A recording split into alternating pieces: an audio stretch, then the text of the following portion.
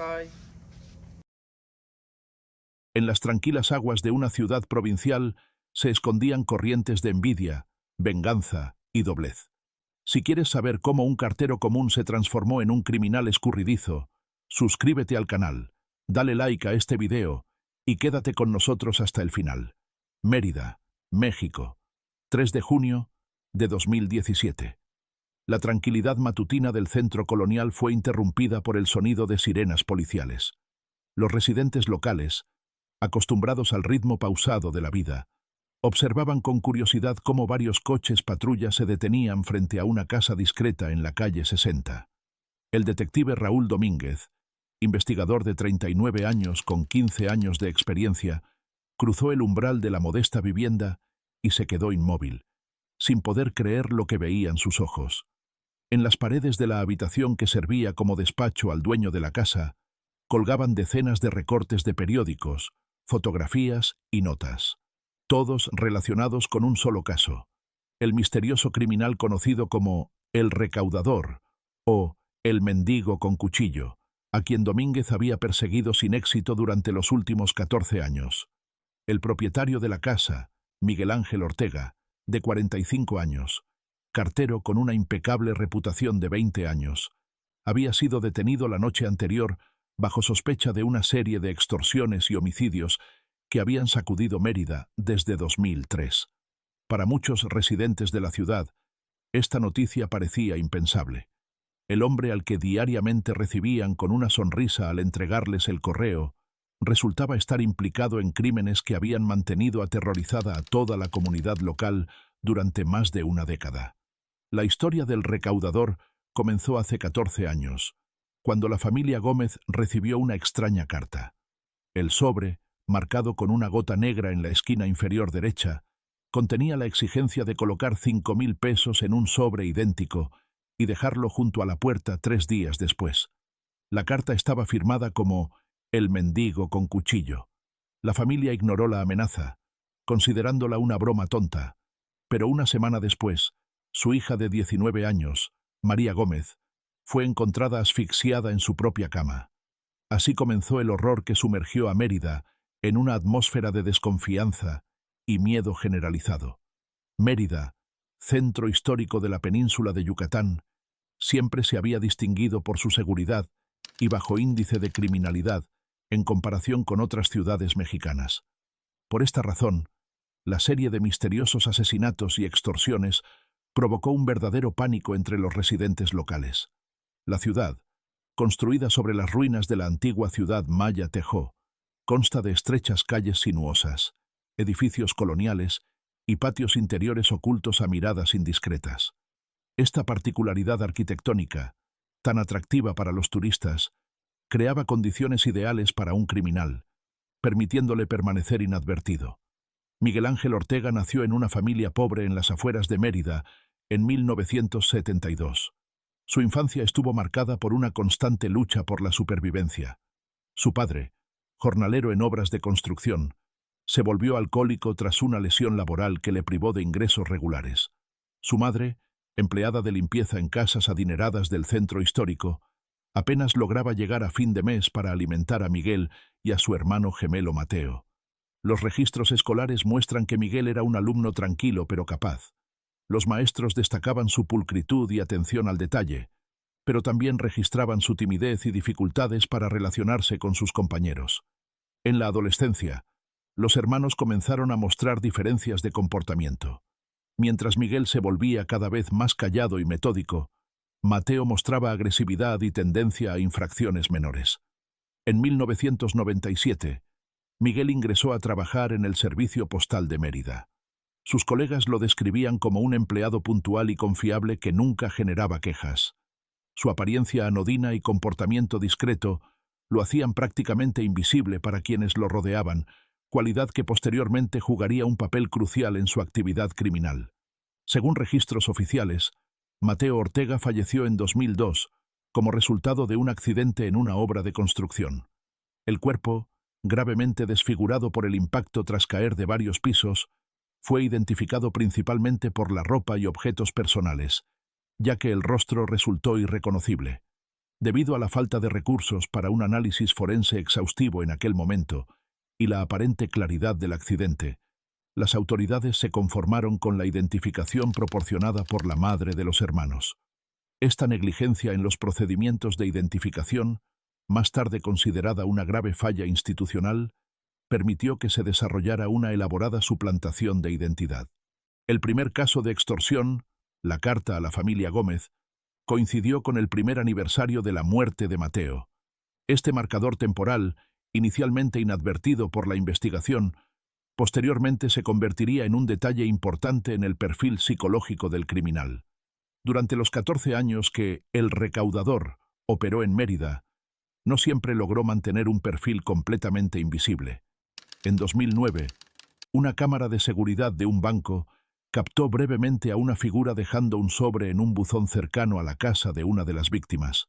Aunque la imagen era borrosa y la persona llevaba gorra y gafas oscuras, los investigadores notaron que su postura y forma de caminar correspondían a alguien con entrenamiento militar o similar. Esta pista resultó ser un callejón sin salida, ya que los investigadores concentraron sus esfuerzos en examinar a exmilitares de la zona, mientras que la formación disciplinada que notaron provenía realmente de los estrictos protocolos de entrega postal que Miguel había adaptado a sus actividades criminales. En otra ocasión, en 2012, una huella parcial de zapato quedó impresa en el barro cerca del lugar donde se encontró a una víctima. El patrón correspondía a un modelo común de calzado económico disponible en cualquier mercado local, lo que hizo imposible utilizarlo para identificar al perpetrador. Sin embargo, años después, al comparar esta huella con los zapatos encontrados en la casa de Mateo, se confirmó la coincidencia. El detective Raúl Domínguez fue designado responsable de la investigación del homicidio de Mateo Gómez en 2003. Inicialmente, el caso se consideró un incidente aislado, posiblemente relacionado con la vida personal de la víctima. Sin embargo, la situación cambió cuando una segunda familia, los Vázquez, recibió una carta similar exigiendo dinero. A diferencia de los Gómez, la familia Vázquez cumplió con las exigencias, dejando un sobre con dinero junto a su puerta. Ningún miembro de esta familia resultó herido. Durante los años siguientes, el patrón se hizo evidente. Las familias que ignoraban las exigencias del mendigo con cuchillo perdían a sus seres queridos. Quienes pagaban permanecían a salvo. La policía intentaba desesperadamente establecer una conexión entre las víctimas, verificando conocidos comunes, lugares de trabajo, establecimientos frecuentados. Pero el único factor unificador era el estatus social. Todas las familias afectadas pertenecían a la clase media o alta de Mérida. Domínguez prestaba especial atención al análisis de las cartas amenazantes. Todas estaban mecanografiadas en una máquina de escribir antigua, lo que dificultaba la identificación. El papel y los sobres eran corrientes, disponibles en cualquier papelería. En 2008, el departamento forense identificó la gota negra como tinta de caligrafía de una marca específica. A pesar de no ser un artículo extremadamente raro, su venta en Mérida estaba limitada a unas pocas tiendas de arte. Los investigadores rastrearon las ventas de este tipo de tinta, pero descubrieron que se habían vendido más de 150 frascos similares en los últimos años, haciendo imposible identificar al comprador específico. La mayor frustración para Domínguez era que, a pesar de los avances tecnológicos y el aumento de cámaras de vigilancia en la ciudad, el recaudador parecía conocer exactamente dónde y cuándo podía actuar sin ser detectado. Esto llevó al detective a sospechar que el criminal tenía acceso a información privilegiada sobre la seguridad en la ciudad, pero nunca consideró que esta ventaja provenía simplemente del conocimiento de las rutas postales y los horarios de los residentes. Para 2010, el recaudador estaba vinculado a 8 homicidios y más de 30 casos de extorsión exitosa. Domínguez, ahora al frente de un grupo especial que investigaba estos crímenes, estaba extremadamente preocupado porque el criminal parecía tener información privilegiada sobre el curso de la investigación. Varios intentos de establecer vigilancia en lugares de entrega de dinero resultaron infructuosos. El recaudador, de alguna manera, se enteraba de las emboscadas y cambiaba las ubicaciones en el último momento. En 2011, Los investigadores estuvieron a punto de capturar al sospechoso cuando una familia cooperó colocando un dispositivo de rastreo en el sobre con dinero. Sin embargo, el dispositivo fue descubierto y abandonado en un parque, mientras que el dinero desapareció. Este incidente casi llevó a la captura, ya que una cámara de tráfico captó brevemente a una persona encapuchada, abandonando el dispositivo, pero la calidad de la imagen era demasiado pobre para una identificación positiva. El verdadero avance en la investigación ocurrió en enero de 2017, cuando una nueva empleada ingresó a la oficina postal donde trabajaba Miguel Ortega, Laura Quintana, de 33 años. Laura, exmaestra que cambió de profesión tras el cierre de una escuela local, poseía un don excepcional para notar detalles que otros pasaban por alto. En sus primeras semanas de trabajo, Laura observó peculiaridades en el comportamiento de Miguel. A pesar de su impecable reputación, mostraba un interés inusual por ciertas familias en su ruta. Estudiaba meticulosamente las direcciones de los destinatarios y a menudo tomaba notas en una pequeña libreta que llevaba consigo. Un día, Laura lo vio recortando un artículo del periódico sobre un nuevo desarrollo en el caso del recaudador. Su reacción a esta publicación le pareció excesiva. Parecía experimentar orgullo y ansiedad simultáneamente. La intuición de Laura le sugería que tras la fachada de empleado tranquilo y confiable, Miguel ocultaba algo más. Comenzó su investigación informal, inicialmente solo memorizando detalles de su comportamiento. Notó que Miguel nunca participaba en actividades comunitarias, prácticamente no tenía amigos y vivía extremadamente aislado. Sin embargo, evidentemente sabía sobre la vida de muchos residentes de Mérida, mucho más de lo que ellos podrían suponer. El momento decisivo llegó cuando Laura vio accidentalmente un sobre con la característica gota negra entre las pertenencias personales de Miguel. Ocurrió en el vestuario de la oficina postal, cuando Miguel recogía apresuradamente sus cosas después del turno. El sobre se cayó de su bolsa, y aunque lo recogió rápidamente, Laura logró notar la marca distintiva, conocida por todos los habitantes de la ciudad a través de los reportajes noticiosos. Laura decidió informar de sus sospechas a la policía, pero temía actuar precipitadamente. Entendía que acusar a un respetado miembro de la comunidad de crímenes tan graves sin pruebas suficientes podría arruinar su vida si las sospechas resultaban erróneas. En lugar de eso, comenzó a recopilar evidencias más concretas, anotando fechas y horas de comportamientos inusuales de Miguel y comparándolos con incidentes conocidos relacionados con el recaudador. El detective Domínguez inicialmente recibió la información de Laura Quintana con escepticismo. Durante 14 años de investigación, había recibido cientos de pistas de ciudadanos vigilantes, ninguna de las cuales condujo a un arresto. Sin embargo, la precisión meticulosa de las observaciones de Laura y su atención al detalle le hicieron reconsiderar su postura. Domínguez comenzó un estudio minucioso del historial laboral de Miguel Ortega. Para su sorpresa, descubrió que muchas de las familias extorsionadas o que habían perdido seres queridos estaban en las rutas postales de Miguel, aunque no todas. Esta correlación, aunque no era perfecta, resultaba estadísticamente significativa. Lo que había pasado desapercibido anteriormente en la investigación era que los investigadores nunca habían considerado a los carteros como posibles sospechosos, concentrándose en perfiles más tradicionales de criminales. Al revisar las fechas de las cartas amenazantes, Domínguez notó otra pista. Había un patrón temporal que coincidía con los días libres de Miguel. Esto sugería que alguien más podría estar involucrado, pero manteniendo una conexión con el horario laboral de Miguel. El siguiente paso fue verificar la situación financiera de Miguel.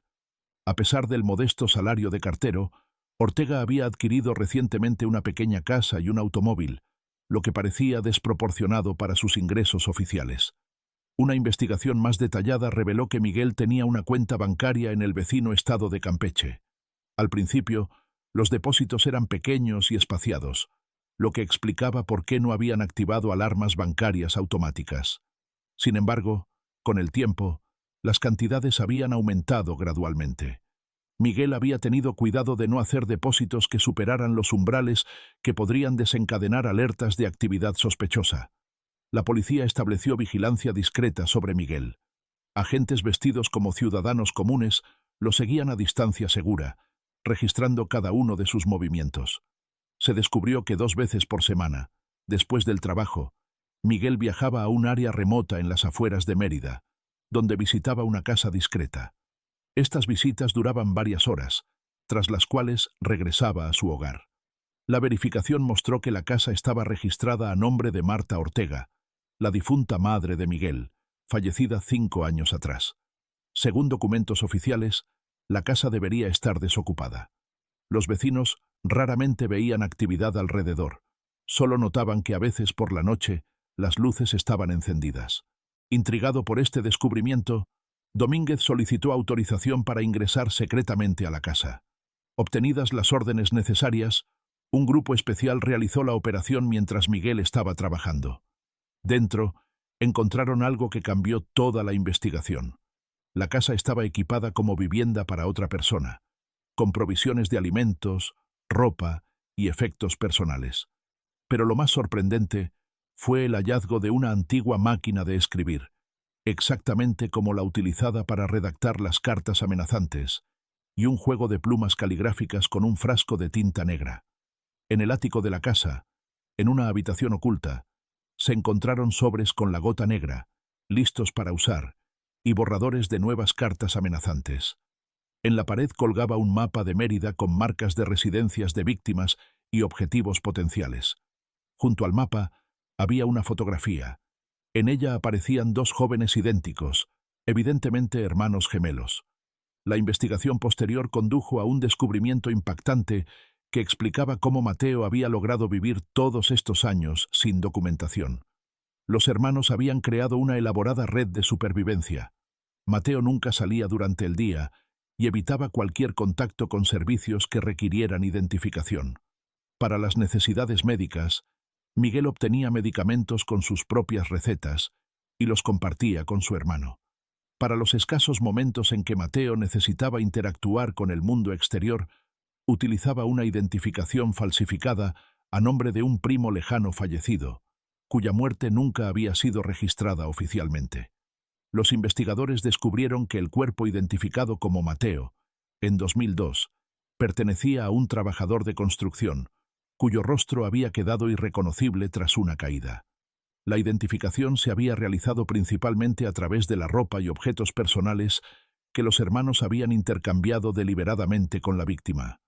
La precaria situación del sistema forense local en aquella época, con recursos limitados y procedimientos menos rigurosos, había permitido esta suplantación. Un elemento clave fue que la víctima era un migrante indocumentado de Guatemala, por lo que nadie reclamó el cuerpo ni cuestionó la identificación. Durante los siguientes 14 años, los hermanos actuaron como un único mecanismo, pero no sin cometer errores. En 2007, Mateo fue visto brevemente por un vecino, quien comentó sobre el parecido familiar con Miguel. Para evitar futuras sospechas, los hermanos inventaron la historia de un primo, que ocasionalmente los visitaba. En 2013, Mateo tuvo un accidente doméstico que requirió atención médica. Miguel tuvo que tratarlo en casa con conocimientos básicos de primeros auxilios, lo que prolongó la recuperación y aumentó el riesgo de infección. Estos incidentes, aunque potencialmente reveladores, nunca llegaron a conocimiento de las autoridades. Con suficientes pruebas, la policía organizó el arresto simultáneo de ambos hermanos. Miguel fue detenido en la oficina postal, para sorpresa de sus colegas que nada sospechaban. Mateo fue arrestado en la casa de su madre, donde había pasado la mayor parte de los últimos 15 años, saliendo raramente durante el día. Al registrar la casa de Miguel, se encontraron los recortes de periódicos sobre El Recaudador, que tanto impresionaron al detective Domínguez. Miguel documentaba metódicamente cada mención de los crímenes en los que estaba involucrado, creando una especie de colección de trofeos. También se encontraron registros financieros que mostraban que durante años de actividad criminal, los hermanos habían recaudado más de 2 millones de pesos. Los interrogatorios de los hermanos revelaron diferentes personalidades, pero una completa lucidez en ambos. Miguel mantenía la sangre fría, demostrando un distanciamiento casi clínico al discutir los homicidios. Reconoció su papel en los crímenes, describiendo metódicamente cómo seleccionaba a las víctimas y planificaba cada paso. Su relato carecía de emociones, como si describiera un proceso laboral ordinario. Mateo, por su parte, mostraba mayor resentimiento y rabia contenida. Si bien inicialmente intentó simular problemas mentales, los psiquiatras forenses determinaron que estaba completamente consciente de sus acciones. Su aislamiento prolongado había afectado su comportamiento social, haciéndolo más impulsivo y menos capaz de ocultar sus emociones, pero no había signos reales de disociación o trastorno de personalidad múltiple. Su intento de fingir tales condiciones fue interpretado como una estrategia de defensa improvisada. La motivación de los hermanos, según se desprendía de sus testimonios y evaluaciones psicológicas, estaba relacionada con un profundo sentimiento de injusticia. Criados en extrema pobreza, observaban diariamente la riqueza y privilegios ajenos, trabajando en casas que nunca podrían permitirse. Especialmente les ofendía la actitud despectiva de los residentes acomodados de Mérida, que a menudo ni siquiera notaban la presencia del cartero, considerándolo parte del paisaje urbano, no una persona. El nombre mendigo con cuchillo tenía un significado simbólico. Según Miguel, personificaba su origen y simultáneamente su recién adquirido poder. Siempre fuimos mendigos a los ojos de esta gente, explicaba durante el interrogatorio. Pero ahora teníamos un cuchillo, poder sobre sus vidas y muertes. Los hermanos Ortega comparecieron ante el tribunal en agosto de 2017. El proceso atrajo la atención de medios nacionales e internacionales, ya que el caso de suplantación de identidad y actividad criminal prolongada era extraordinario, incluso para los estándares de casos criminales complejos. La acusación presentó pruebas contundentes de la implicación de los hermanos en los crímenes. Especialmente impresionantes para el tribunal fueron las pruebas físicas, huellas dactilares de Mateo encontradas en varios sobres con la gota negra, muestras de texto de la máquina de escribir que coincidían con las cartas amenazantes, y rastros de ADN que vinculaban a Mateo con dos de las escenas del crimen. La defensa intentó argumentar que Mateo había actuado bajo la influencia dominante de su hermano, y que Miguel había sido manipulado por el resentimiento de Mateo. Sin embargo, la evidencia mostraba una colaboración consciente y activa por parte de ambos. Los hermanos habían actuado con plena conciencia de sus acciones y sus consecuencias, distribuyendo tareas según sus capacidades. Miguel, proporcionando información, y Mateo ejecutando los actos más violentos. Tras 2 semanas de juicio, el jurado emitió un veredicto unánime: culpables de todos los cargos. Miguel y Mateo Ortega fueron condenados a 50 años de prisión sin derecho a libertad condicional durante los primeros 30 años. El caso del recaudador cambió la actitud de los habitantes de Mérida hacia la seguridad y entre sí. La ciudad, antes famosa por su cordialidad y apertura, se volvió más cautelosa. Muchas familias instalaron sistemas de videovigilancia y alarmas, antes poco comunes en esta tranquila región. El detective Raúl Domínguez recibió un ascenso por resolver este complejo caso, pero posteriormente confesaba a colegas que aún despertaba por las noches pensando en las víctimas que no pudo salvar. Laura Quintana fue condecorada con una medalla civil por su colaboración con la policía. Continuó trabajando en el correo, ahora como directora de oficina, prestando especial atención a la verificación de antecedentes de nuevos empleados. Los psicólogos que estudiaron el caso de los hermanos Ortega destacaron la dinámica única de su relación. Miguel, aparentemente funcional en sociedad, y Mateo, existiendo principalmente en las sombras, crearon un sistema complementario donde cada uno desempeñaba un papel según sus fortalezas. Su caso se convirtió en objeto de estudio en cursos de psicología criminal, como ejemplo de cómo la desigualdad social y los traumas infantiles pueden transformarse en un patrón de comportamiento criminal, pero también como advertencia sobre las fallas en los sistemas de identificación forense y registro civil, que permitieron la suplantación de identidad durante tanto tiempo. Hoy, años después de estos acontecimientos, la historia del recaudador sigue siendo uno de los casos criminales más discutidos en México. Nos recuerda que a veces las personas más comunes, aquellas que vemos cada día pero no notamos, pueden ocultar los secretos más oscuros. Estas historias nos enseñan a observar lo que está oculto a simple vista. ¿Cuál fue para ti la lección principal de este caso? Cuéntanoslo en los comentarios, mientras seguimos revelando los misterios del mundo criminal en próximos episodios. Todo lo que aparece en este video es una expresión artística, creada exclusivamente con fines narrativos, de reflexión o de análisis de determinadas situaciones de la vida real. No apoyamos la violencia, no promovemos comportamientos ilegales y no alentamos a nadie a repetir lo mostrado. Si estás pasando por una situación que pone en riesgo tu seguridad o tu bienestar, te recomendamos acudir a las autoridades correspondientes o a servicios de asistencia profesional que podrán ayudarte. Recuerda también que las opiniones expresadas en este video pueden formar parte de una intención creativa, satírica o crítica del autor, y no necesariamente reflejan su punto de vista personal. Cuídate mucho y mantente a salvo. Bye.